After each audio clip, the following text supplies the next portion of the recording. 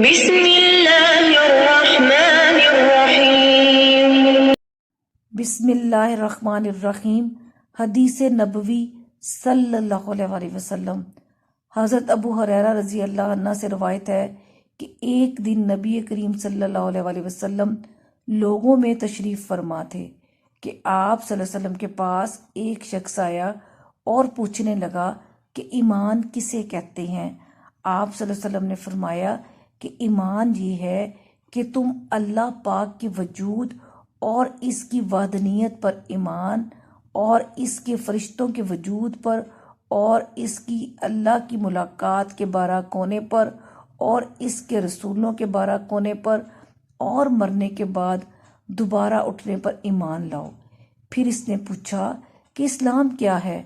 آپ صلی اللہ علیہ وسلم نے فرمایا، پھر جواب دیا کہ اسلام یہ ہے کہ تم خالص اللہ کی عبادت کرو اور اس کے ساتھ کسی کو شریک نہ ٹھہراؤ، اور نماز قائم کرو، اور زکوٰۃ فرض ادا کرو، اور رمضان کے روزے رکھو۔